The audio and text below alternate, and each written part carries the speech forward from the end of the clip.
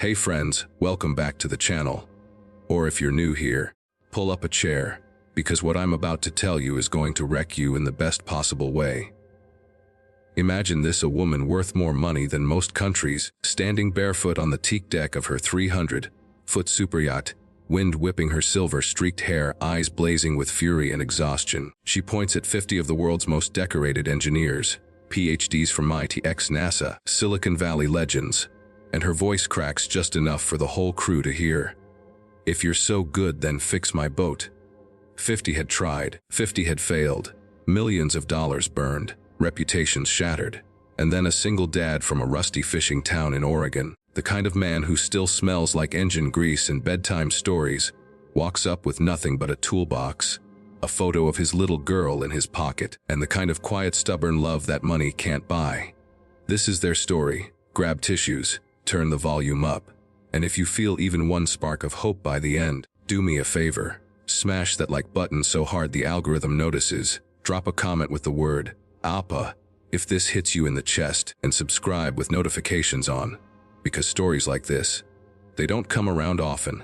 Let's dive in. The yacht was called Siren's Silence.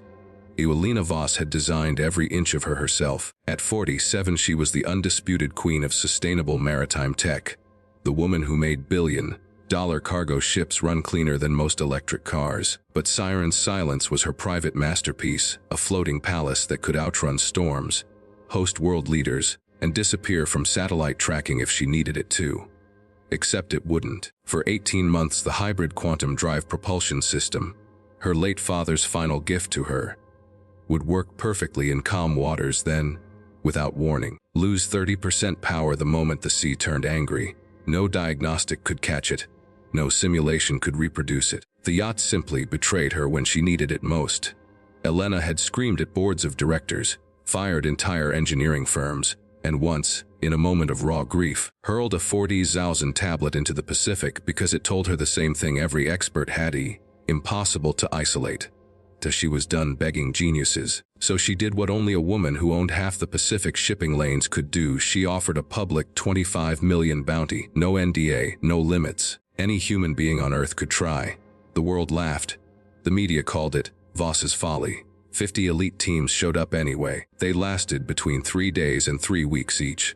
Then the list ran out. Marcus Reed heard about it on a cracked phone screen while sitting in the hospital cafeteria, waiting for his 8-year-old daughter Emma's latest cardiology results. The TV in the corner was muted, but the headline scrolled: "Billionaire still can't fix her own boat. Door 25M still unclaimed." Marcus snorted, took another sip of burnt coffee, and kept scrolling for cheaper heart meds. He was 39, broad-shouldered, gentle-voiced, the kind of dad who could rebuild a carburetor blindfolded, but still cried during Pixar movies. 5 years earlier, his wife Sarah had died in a car wreck on the same coastal highway where he now fixed lobster boats for $18 an hour. Emma had been 3. She didn't remember her mom's laugh, only the stories Marcus told every single night. Lately the stories had changed. Now they were about bravery and miracles, because the doctors said Emma's congenital heart defect was worsening. Surgery in Switzerland, the one that actually worked, cost $1.4 million. Insurance laughed. GoFundMe had raised $11,400 after 6 months of begging. Marcus stared at the TV again. $25 million. He laughed once bitterly, then froze. He knew boats. Not super yachts, real boats. The kind that had to come home no matter what the ocean threw at them. The kind that taught you the sea doesn't care about degrees. That night, after tucking Emma in and promising her, "One day we'll sail somewhere the stars touch the water," Marcus sat at their tiny kitchen table with a yellow legal pad and wrote the clumsiest application email of his life. Subject: "I'm not an engineer. I'm a dad who fixes what matters." He attached a photo of himself and Emma on their 22-foot Grady, white, both covered in fish guts and smiles. He hit send at 2:14 a.m. and went to sleep expecting nothing. 3 days later, his phone rang with a private number. "Mr. Reed, Evelina Voss. Your email made me cry in front of my entire security team.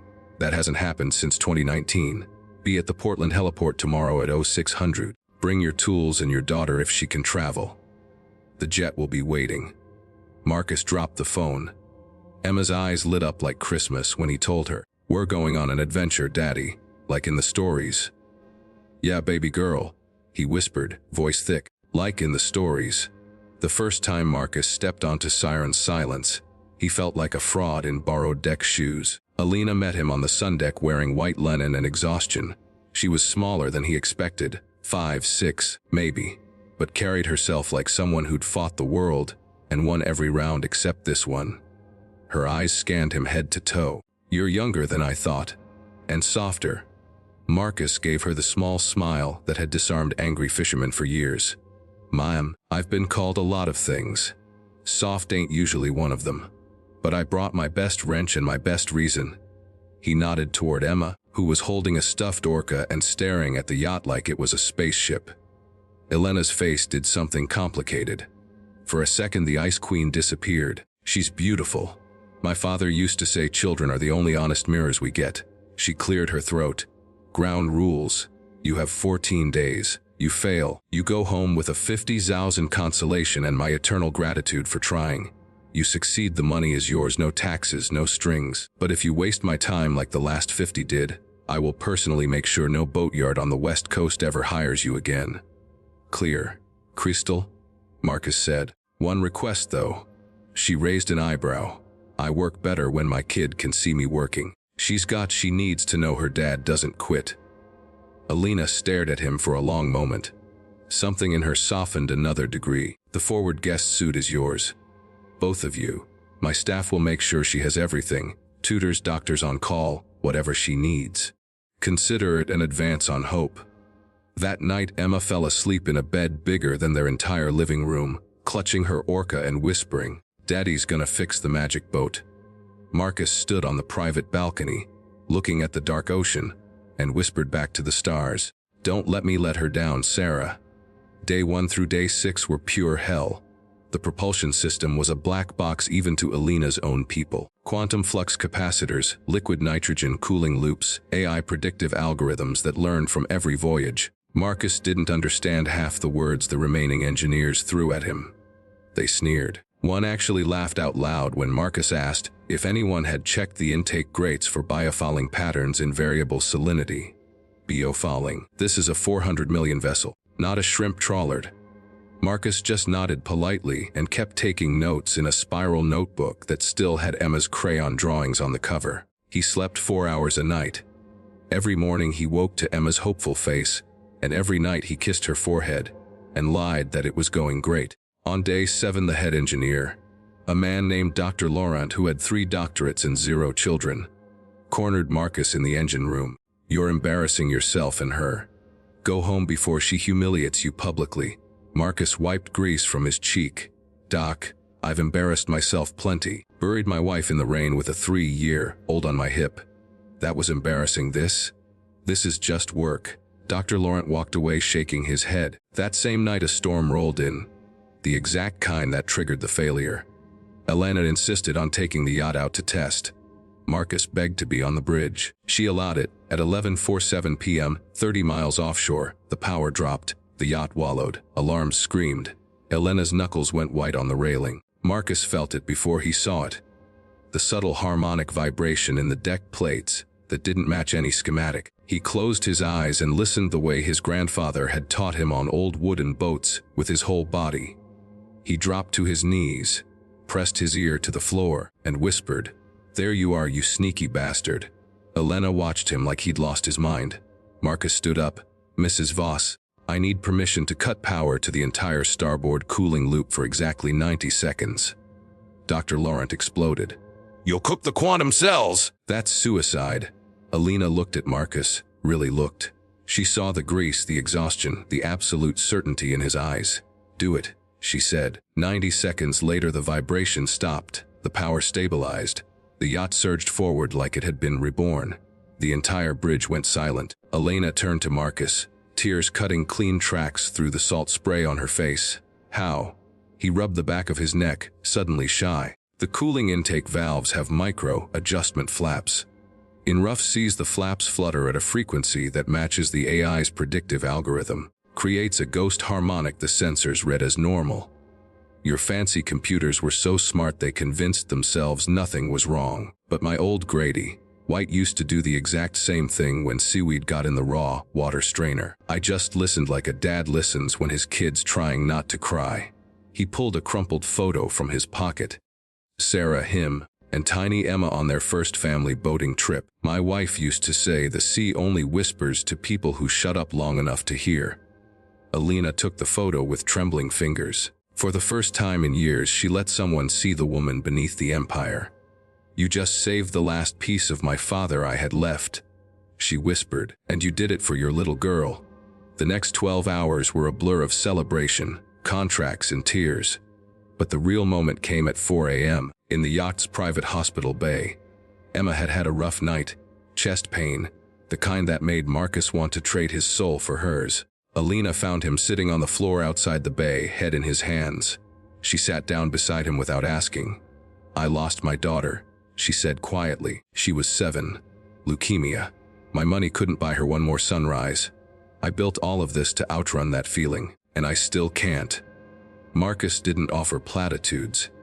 He just reached over and took her hand the way he'd take Emma's when nightmares came. "Then maybe," he said, "we stop running. Maybe we start fixing what we can for the kids who are still here." Alina cried then. Ugly, shoulder-shaking sobs that had been locked inside a vault of boardrooms and billion-dollar deals for 15 years. When she finally spoke, her voice was raw. "The 25 million is already wired. But I'm adding another 10, for Emma's surgery, for your future, and I'd like to be part of it. Not as a savior, as a friend who needs one too." Marcus looked at her, this powerful, broken, brilliant woman, and smiled the same gentle smile he gave Emma every night. "Deal, but only if you let me teach you how to change spark plugs. Rich people shouldn't be helpless." She laughed through tears. "Deal." 6 weeks later, Emma had her surgery in Geneva. It was successful. Alina stood in the recovery room holding Marcus's hand while Emma woke up and whispered, "Daddy, did you fix the magic boat?" "Yeah, baby," he said, voice cracking. "We all did." Alina leaned in and kissed Emma's forehead, "And the boat fixed us right back." The final scene of our story happens 1 year later on the same yacht, now renamed Second Chances. Alina Voss, no longer the Ice Queen but still the most powerful woman in maritime tech, stands at the helm with Marcus on one side and Emma, healthy, laughing, chasing seagulls, on the other. The ocean is calm. The propulsion system purrs like a kitten. Elena looks at Marcus and says softly, "I used to think the most expensive thing in the world was failure. Turns out the most expensive thing is loneliness. Thank you for charging me nothing for the fix that mattered most." Marcus puts his arm around her shoulders. "Not romantic, just human. Anytime, Captain, anytime." And somewhere up in the stars, Sarah is smiling. Friends, that's the story. A single dad who had nothing but love and grace under his fingernails reminded the richest woman alive that the most powerful force on earth isn't money or genius. It's showing up when everyone else has quit. It's listening when everyone else is talking.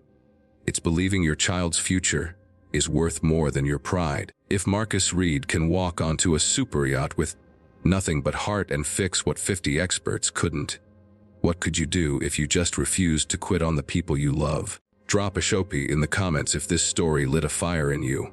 Smash like if you believe ordinary dads and moms are the real superheroes. And if you want more stories that remind you how unbreakable the human heart is, hit subscribe and the bell. Next week I'm telling you about the janitor who saved a tech empire with a roll of duct tape and a bedtime story. You are enough. Your love is enough. Never stop fixing what matters. I'll see you in the next one. Until then, keep sailing.